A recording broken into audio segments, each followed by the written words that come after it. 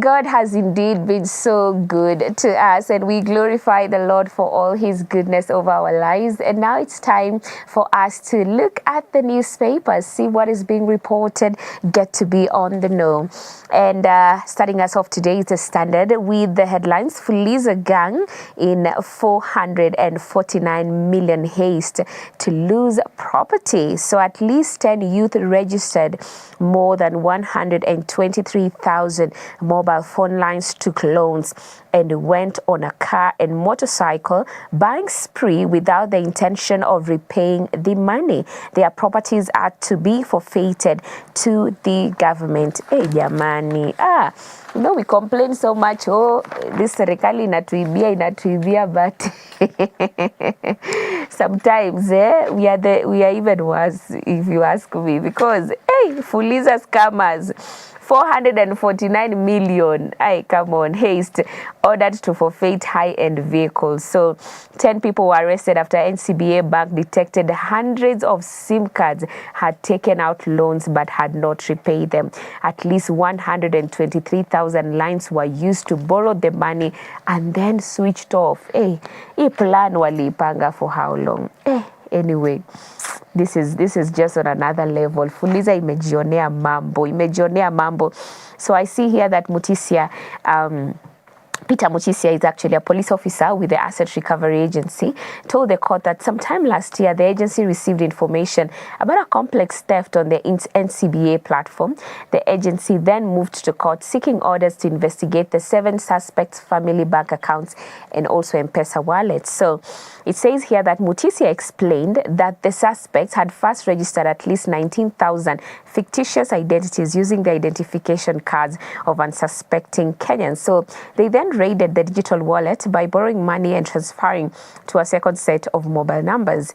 The funds were later transferred to individual bank accounts, withdrawn and redeposited into their mobile wallets. The money would then be transferred back to the bank accounts. Quite a process here, but what we see is that the men have been caught. So some of them actually, so 10 people have been arrested with regards to this. Look at that story, very interesting, on page 4. And still on the top page, I see Anglican head quits after child abuse saga. So I see here Justin Welby resigned as the Archbishop of Canterbury after facing scrutiny over his failure to report a prolific child abuser. The abuser is said to have targeted more than 130 minors for years. Very unfortunate. And page 18, I see report women prone to join cults. This is just crazy. New research from the National Crime Research Center shows women are the most susceptible group to join religious organizations, and after conversion they play a pivotal role in influencing their families to join these groups. It's true, women are definitely very much influential and also highly influenced. So this is a call for us to really pray and also be careful. And that's why I always insist, don't just depend on that pastor to feed you the word. You have got to be like the Bereans and read the word for yourself, so that when they tell you things there on the pulpit, you can go and confirm. But if you're just depending on this pastor to feed you and promise you and tell you all these promises, making it look like the word of God or God is just all about prosperity. Prosperity is part of it, but then there are so many other things that they don't tell you that need to be told in these churches. So go read the word for yourself. Don't depend on the pastors only.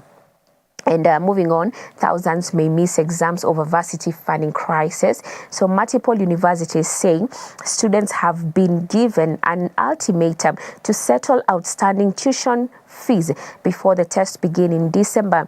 But there's no government funding until case is heard mid next month. This is a story on page 8. And just flipping through and coming in, I see lawmakers standoff over county funding persist as talks stall. So senators insist that the 400 billion agreed upon during the last mediation in May be maintained, but National Assembly members are in agreement with President Ruto's memorandum to Parliament, which recommended 380 billion shillings. And page 7, I see Ruto picks ex-IEBC boss as IPOA chair. So Ahmed Isaac Hassan and his team are expected to oversight the police service. So if successful, he will replace Anne Makori and her team, whose term end in August 31st. And I see here that page 8 is that special report, how armed masked men in unmarked cars abducted, extorted Kenyans during protests. So I see here clearly nearly 2 months after the protest, many victims and their families were still too frightened to speak openly, even refusing to show their faces during our interviews. Those who did agree to share their experiences insisted on remaining anonymous, fearing severe repercussions. And this is Robert Wanjala who has written this report. And I see here on the same DCI officer also speaking anonymously, shared that although officers are increasingly hesitant to join specialized units known as crack units, especially after the special service units disbandment in October 2022 and subsequent legal actions against its members. So there are now 2 specialized operation units, one at DCI headquarters and another within the NIS in Nairobi, he mentioned. And of course, this is a story that I believe many will need, and this is on page 8. And I see here police officer saying these were no ordinary arrests. They are meticulously planned abductions aimed at intimidating the protest movement, instilling fear while lining the pockets of those carrying them out. That's a special report on page 8 of the Daily Nation, of the Standard, sorry. And moving on the pullout today, I see here the cover story today on the Enterprise is border operators in new bid to slam brakes on bike theft. So among the new measures is the establishment of their own insurance agency and an information system to capture details of genuine members. So this is a story on page 4, and it goes ahead to say the system will help deal with cases of runway theft and crimes. For example, someone can steal a motorcycle from Nairobi or Mombasa, go to Busia and continue operating. So we see here that 86.5% is actually the leading crimes committed against border riders, including theft of motorcycle and parts, and also 22,826 being the number of motorcycles reported to have been stolen, as reported by Financial Watu Credit. 29.3% is the portion of border operators reported to have caused death by dangerous driving, according to the National Crime Research Center. And still on this page 5, DNA farm holding highly sensitive data vanishes without warning. So that's also very, very interesting. I see Atlas Blom's statement here saying people have the right to expect that organizations will handle their personal information securely and also responsibly. Moving on to the sports page today, why Man United task is no laughing matter for Amorim. So 13 being the current position of Manchester United in the English Premier League table as Amorim takes over in bid to relaunch the club. We did mention that yesterday.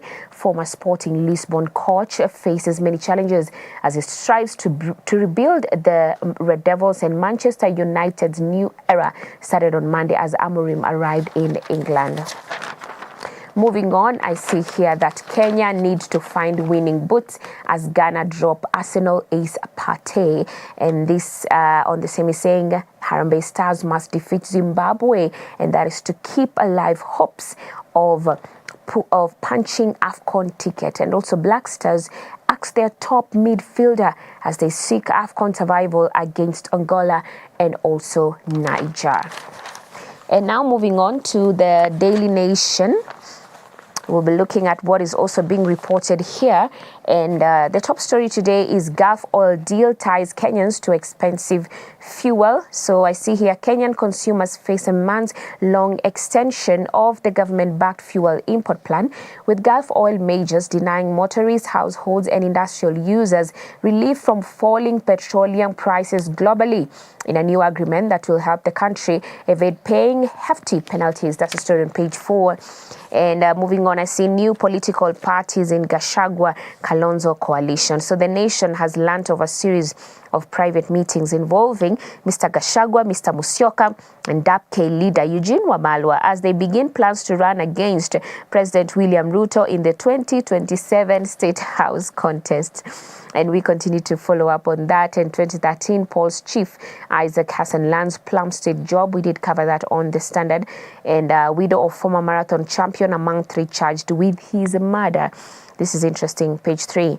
Lecturer strike still ongoing as pay talks flop again. So students in public universities will go longer without being taught after a meeting convened by the Committee on Education of the National Assembly to resolve the lecturer strike ended in disarray for the second time after the Inter-Public Universities Council's Consultative Forum, that is IPUCF, failed to table evidence that the government has allocated money to pay the lecturers. So that's a story covered on the back page today.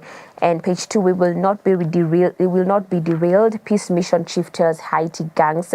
So force commander Out Utunge says they remain on course despite ouster of the interim prime minister and gun attacks on 2 U.S. airplanes. And page 3, retired long-distance runner's widow charged with murder. On that story here, I see Rotich.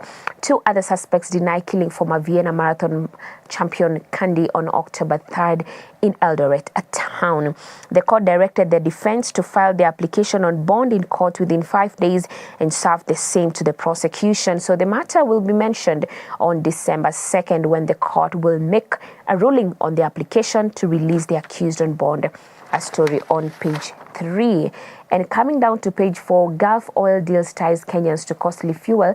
On that story, I see here the government-backed deal was meant to stabilize the free-falling shilling by ending the monthly demand of over $500 million that oil dealers needed to pay for fuel in the spot market. So this is story on page 4. And then page 5, petitioners now want Gachagua dropped from Ruto ouster case. So activists say the move is necessary following Rigath's removal as deputy president. Page 5, they have questioned capacity of the government during crisis. And page 6, of course, is the story new parties linked to Gachagua Kalonzo coalition strategy. You can look at that even more. I see 2027 face-off, no permanent enemies or friends, only permanent interest. So the Office of the Registrar of Political Parties issued provisional registration to at least 7 new political parties, the latest being last month. So they include Kenya Ahadi Party, KAP, registered on October 16, 2024.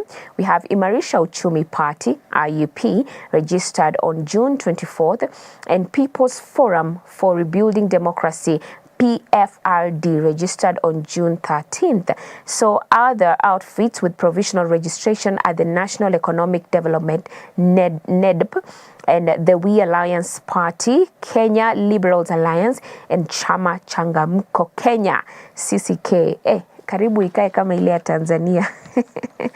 All right. We look at page 7. We have hostile reception greets Central MPs who voted to impeach Gachagua. That's a story on page 7, still on the same. And let's move on to the international news. I see UN Security Council's Mal's action on Sudan conflict. So Council is discussing a British drafted resolution that demands Sudan's warring parties cease hostilities. 25 million being the UN says nearly this number of people needed aid. On the DN2 today, the parenting, you see something interesting here. On pets, why I chose to co-sleep with my dog. Obviously ni wazungu ninaona hapa kwa picha.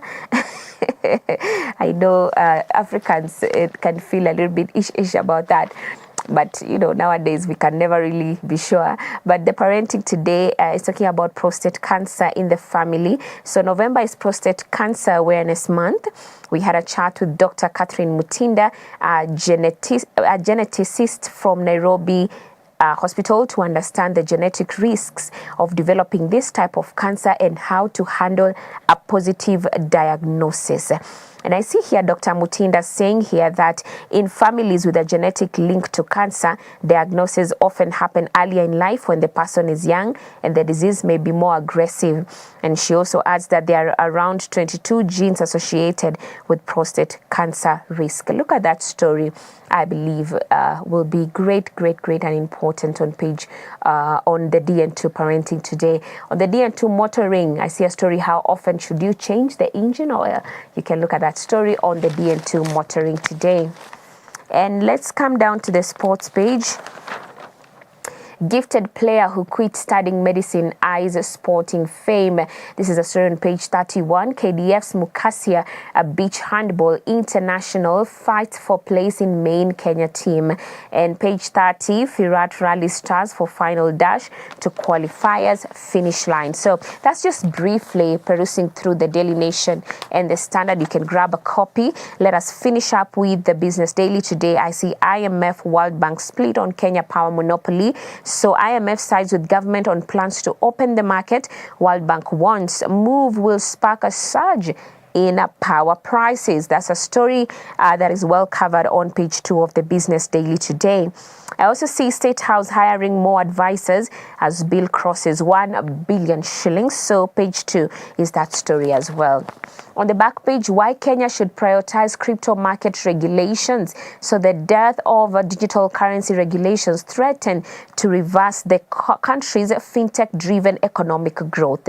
A story on the back page. And on the last word today, Stokely Mitchell saying that there is a higher law than the law of government. That's the law of conscience. That's the last word in the word of Stokely. But I believe there's even a higher law than the law of conscience, and that is the law of the Lord that says, love the Lord your God with all your heart, with all your soul, with all your mind. And the second, just as it, love your neighbor as yourself. If you do that, you fulfill the whole law. That's what the Bible tells us. I believe that is the highest law. But anyway, we've come to the end of our newspaper review, and I hope you now are informed. Remember, on Hope FM, we have news at the top of every hour. It's 93.3 right here in Nairobi. So please do purpose to listen in. Even in between, we have amazing programs. So you can definitely be part of that. And definitely, we are also going to be having Dira at 7 p.m. and 9 p.m. News Watch right here on Hope TV. And that's it for the newspapers. So let us look at the video of the day now.